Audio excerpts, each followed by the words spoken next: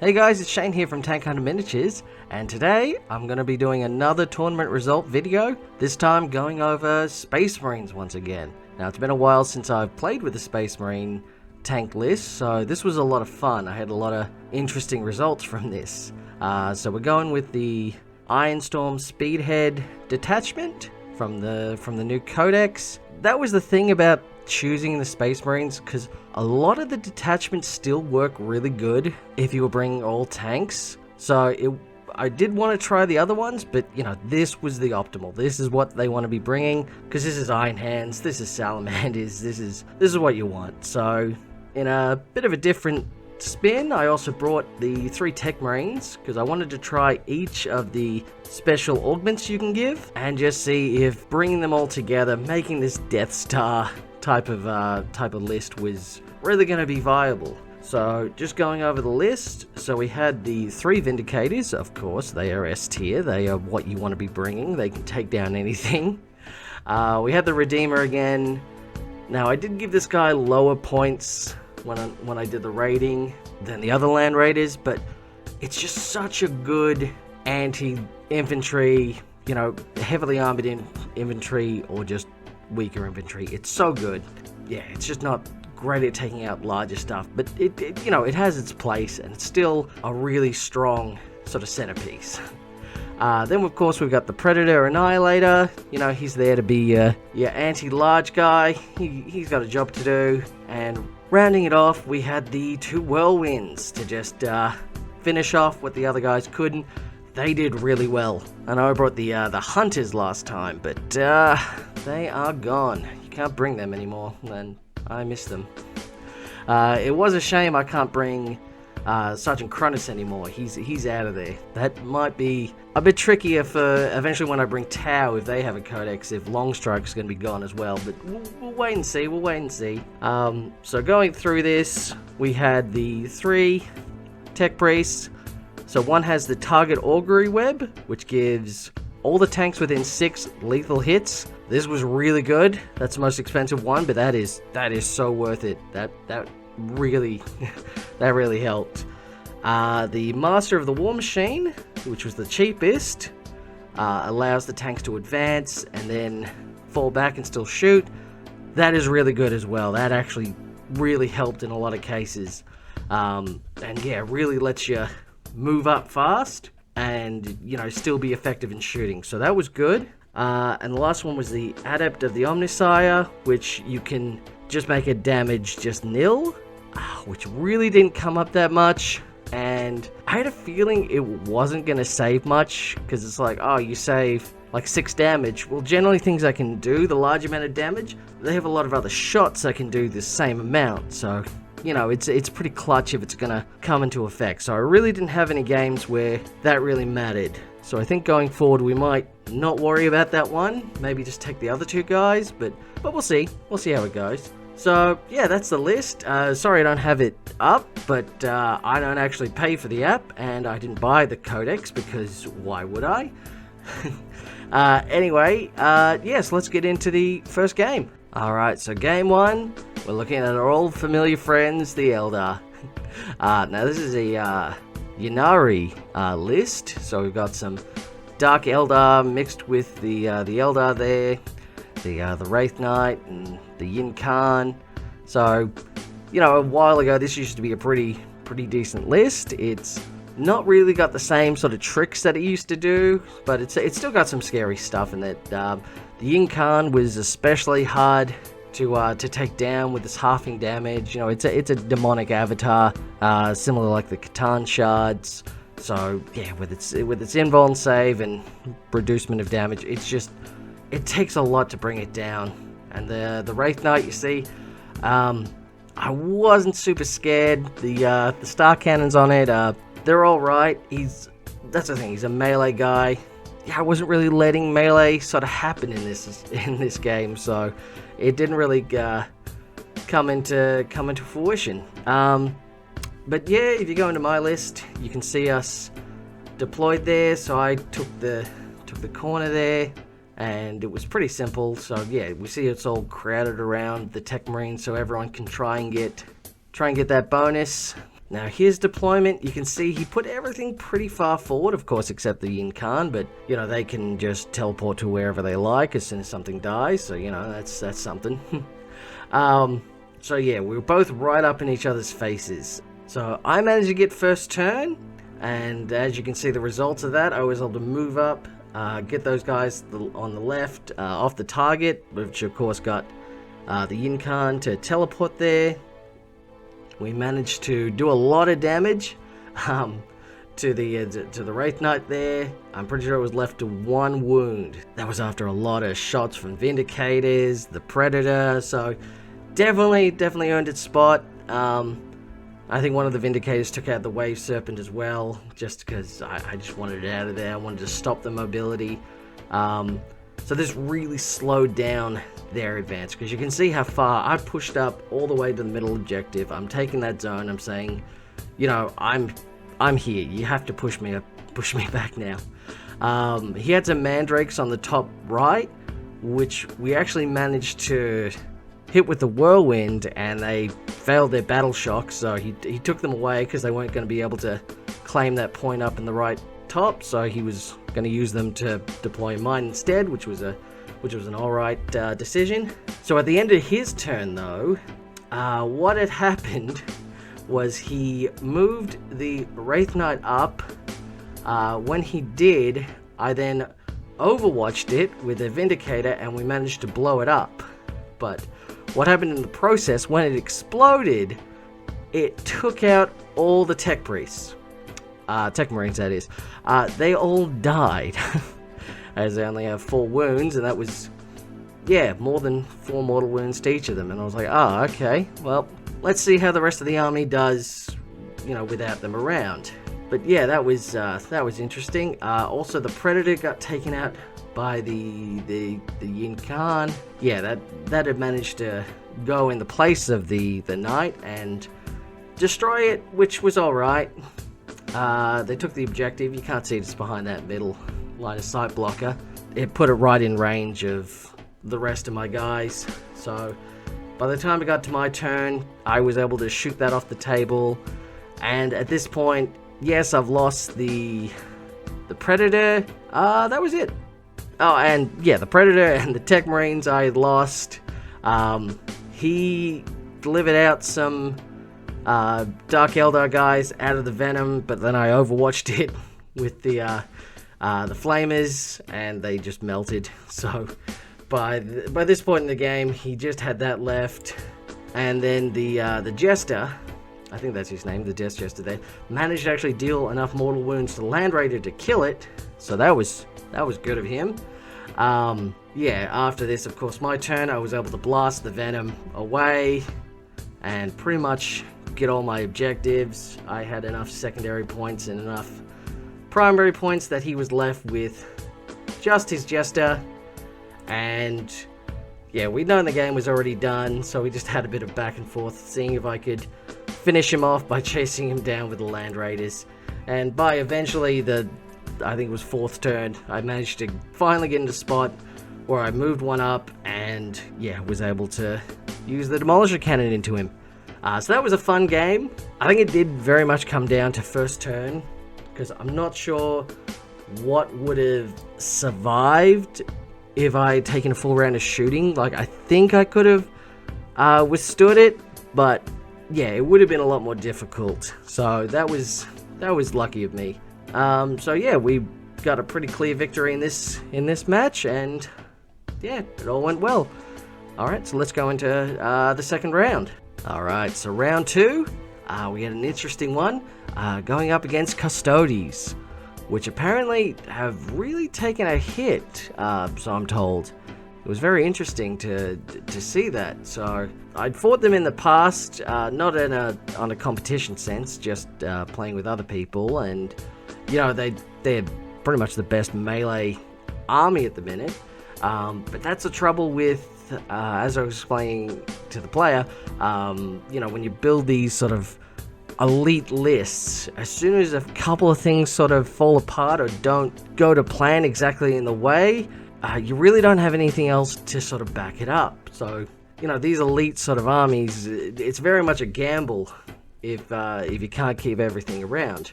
So I deploy. As you can see, we put everything on the back line there. Everyone's squished in, ready to move forth.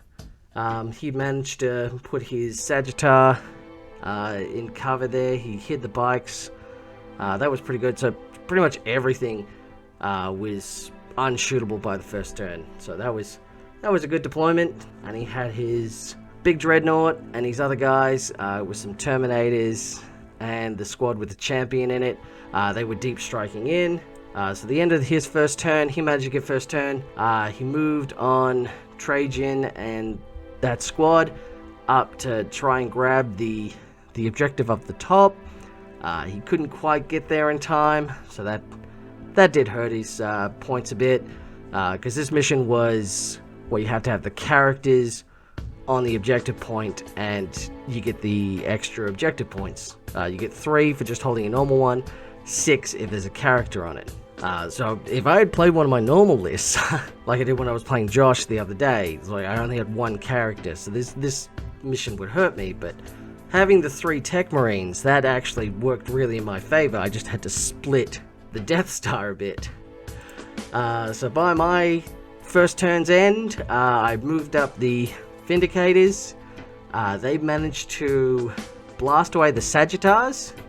The Sagittars did get to shoot before that, and they managed to do some suppressing fire to it, but I was able to buff it with the Tech Marine and get him back to shooting on normal. We managed to get some shots off at Trajan's group up the top, but they didn't really take much damage to that. But I got in a good position where I was holding 3 of very defensible objectives, so I was doing pretty good. I had pretty good board control at this point. By the end of his turn 2 though, he'd managed to quickly go grab that top objective, but that took him out of doing damage. He managed to deep strike in the other group with the champion there, and the dreadnought up the back. He also put his other Terminators in the back corner to try and get my zone. Unfortunately, he didn't manage to make any of the charges coming out of deep strike, which was a very big shame. So he couldn't get anything in combat by turn 2. So by doing that, it really hurts Custodes, because that's where they need to be. They need to be right in someone's face, dealing the damage, getting the best of it. So by the end of my turn 2, I had managed to shoot off the dreadnought. I'd also overwatched the dreadnought, and we took a good chunk out of him as well. And yeah, basically everything was gone except Trajan. The bikes were out of... Really, they didn't have enough space. They didn't have enough time to really make up for their holding back. And yeah, at this point he was like, alright, his plans, his big anti-tank stuff was gone.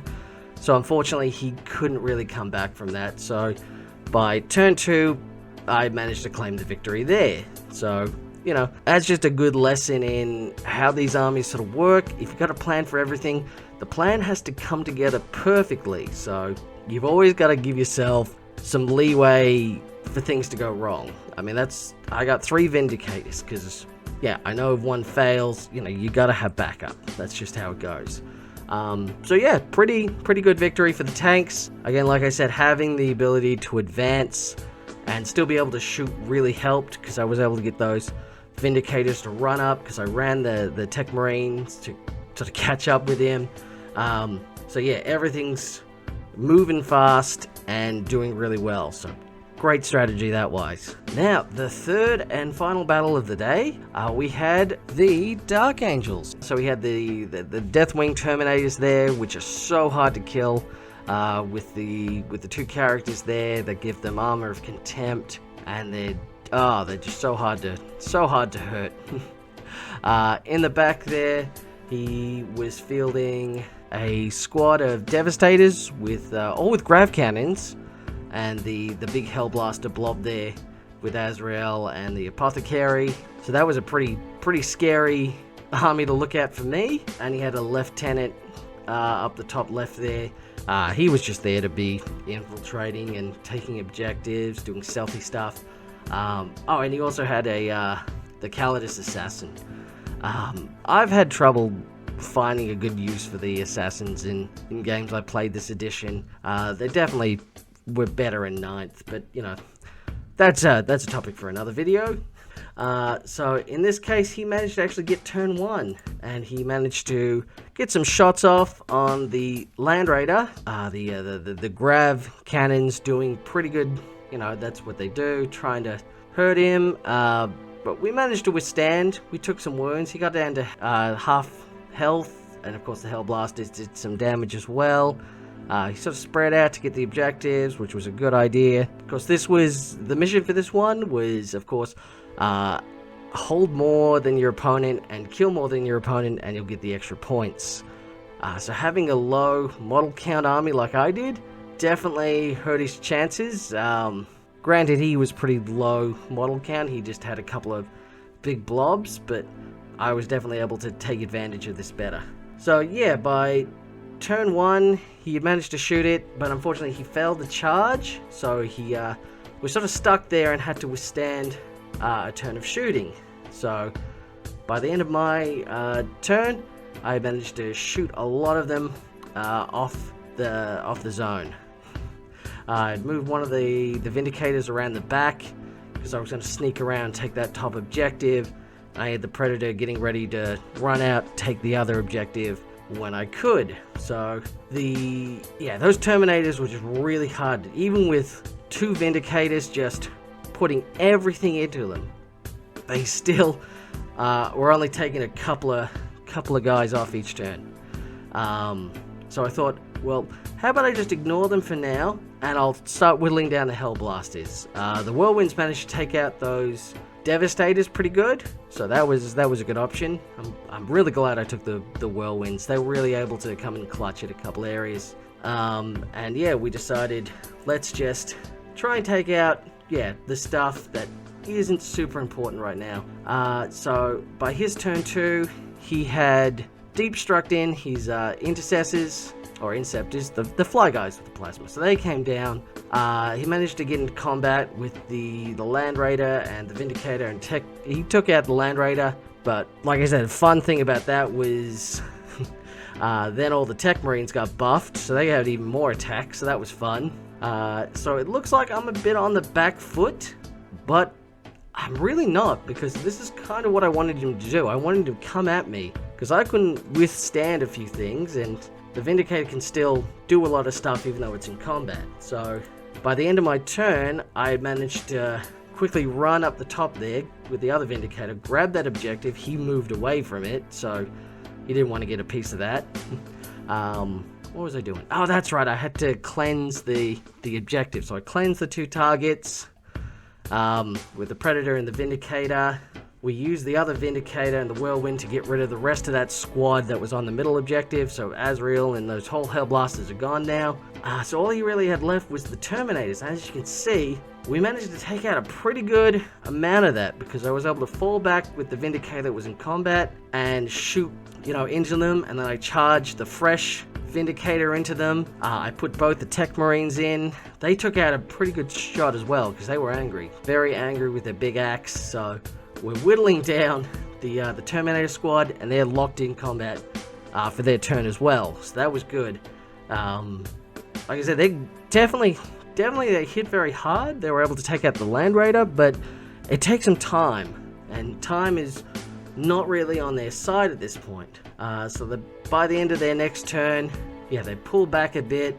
They're still locked in combat, but at this point, I'm getting a lot of points. That's see the dice on the top of the building there. That's me for primary objectives. I'm getting 8 points for each. Because I'm holding more objectives now. I'm killing more things now. So by the next turn of mine, I managed to wipe off all the Terminators. I managed to move everything, basically pincering the forces. So I had all Vindicators target the Terminators. I had 1 Tech Marine left. And it was just the 2 characters left, which were locked in combat with the Vindicator. And the Vindicator was on the end of his turn, was locked in with a few wounds left. But at that point, I had managed to take the day. So another victory. So I went pretty much undefeated with this list. So as we saw from playing Space Marines for the first time, like it's definitely powerful. Space Marines are still good. I'm not sure how well the Tech Marines actually buffed. Like they did do a lot of stuff, but as we saw, they died pretty quick in the first game, and they still did well without them. So I'm not sure if I really need that many. I might just bring the 2 next time. Maybe even split them up a bit. Yeah, still, pretty good result. I wouldn't mind trying other detachments, seeing how they do. But yeah, this really showed this is the optimal way to play Space Marines if you're going to bring a lot of tanks. So yeah, hope you enjoyed that. Like I said, I was able to take the top 3 position. They pretty much split the equal top 3, so we all got equal prizes, so that was great. Coming in off top. So yeah, this was the last tournament that we're doing for the year, so I'm going to be coming back in January with more of these, but that'll give me time. I really want to check out the AdMech one, see what we can do with that. I don't think the new Necron Codex had a lot of detachments that would really suit doing all vehicle, so I'll figure out something for that. But yeah, we'll come back to that later. But yeah, thanks for watching. If you haven't already subscribed, I really want to get to 500 subscribers before the end of the year, so it'd be really good if you did. But yeah, let me know what you want to see next time. Let me know what how you guys are doing with yours, what you think of these new codexes, and I'll speak to you then. Bye!